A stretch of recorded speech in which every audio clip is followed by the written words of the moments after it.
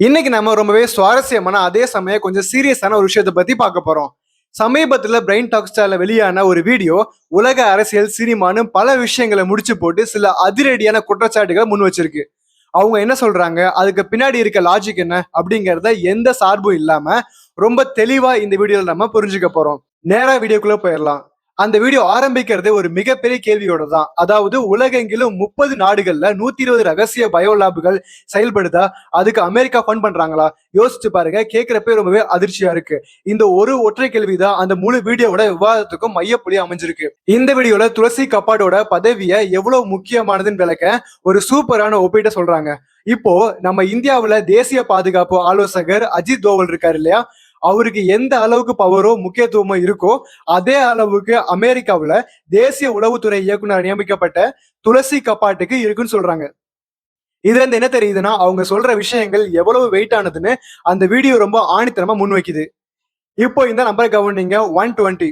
இது சாதாரணமான நம்பர் கிடையாது. உலகத்துல இருக்க 30 நாடுகள்ல 120 பயோ லேப்களை அமெரிக்கா உருவாக்கி அதுக்கு நிதியுதவியும் கொடுத்துட்டு வர்றாங்கன்னு துளசி கப்பாட்டேவ் மேற்கோள் காட்டி அந்த வீடியோல சொல்றாங்க.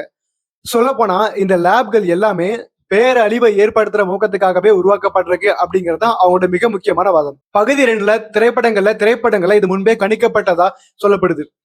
உலக அரசியலை தாண்டி நம்ம சினிமாக்கள் எப்படி இதெல்லாம் முன்கூட்டியே கணிச்சதுன்னு ஒரு டைம் லைனை அந்த சோர்ஸ் நமக்கு காட்டுது. 2003ல வந்த கமல்ஹாசனோட அன்பே சிவம் படத்துல சுனாமிங்கிற வார்த்தையை யூஸ் பண்ணிருப்பாங்க.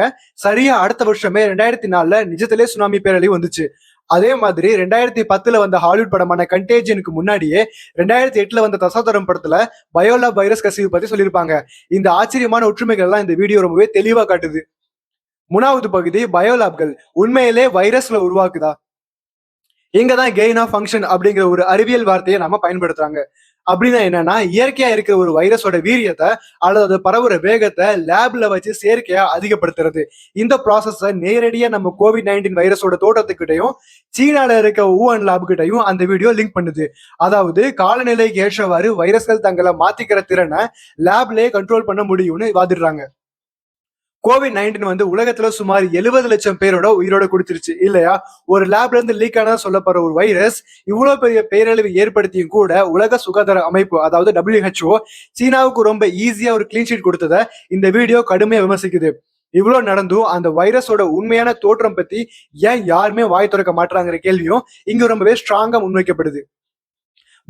அதாவது உயிரியல் போருங்கிறது ஹாலிவுட் படத்துல வர வெறும் கற்பனை எல்லாம் இல்ல. அதுக்கு ஒரு கொடூரமான வரலாறே இருக்கு. 2ஆம் உலகப் போர் நடந்தப்போ ஜப்பானோட யூனிட் 731 அப்படிங்கிற சீக்ரெட் டீம் சீனா மற்றும் ரஷ்யாவோட போர்க்கைதிகள் மேல கொடிய வைரஸ்களை செலுத்தி மனிதாபிமானமற்ற செயல்களை பண்ணாங்க. பயோலபிளால எதிர்காலத்துல எவ்வளவு பெரிய ஆபத்து வரலாம் அப்படிங்கறத உணர்த்த இந்த ஒரு இருண்ட வரலாற்றை அந்த வீடியோல ஒரு முன்மாதிரியா காட்டுறாங்க. இப்போ 4வது பகுதிக்கு போவோம். அமெரிக்காவின் இரட்டை நிலைப்பாடுகள். இந்த இடத்துல தான் ரொம்பவே முக்கியமான ஒரு முரண்பாட்டா சோர்ஸ் வீடியோ சுட்டி காட்டுது. உலக அரங்கத்துல அமெரிக்காவுக்கு எப்பவுமே ஒரு இரட்டை நிலைப்பாடு இருக்கிறது அவங்க சொல்றாங்க. ஒரு பக்கம் பாத்தீங்கன்னா, உலகத்தோட பாதுகாப்பு மனசுல வச்சு ஈரானுக்கு அணு ஆயுதங்கள் இருக்கக்கூடாதுன்னு அமெரிக்கா ஸ்ட்ரிக்டா ரூல்ஸ் போடுது. ஆனா இன்னொரு பக்கம் ஒட்டுமொத்த மனித குலத்துக்கு ஆபத்தை விளைவிக்கிற பயோலாப்ஸுக்கு அமெரிக்காவை ஃபண்ட் பண்ணுது ஒரு மிகப்பெரிய குற்றச்சாட்டை முன்வைக்கிறாங்க. இன்னொரு திடுக்கிற தகவல் என்னன்னு தெரியுமா? இப்போ நடந்துகிட்டு இருக்க ரஷ்யா உக்ரைன் போருக்கே இந்த பயோலாப்கள் தான் மிக முக்கியமான காரணம்னு சொல்றாங்க.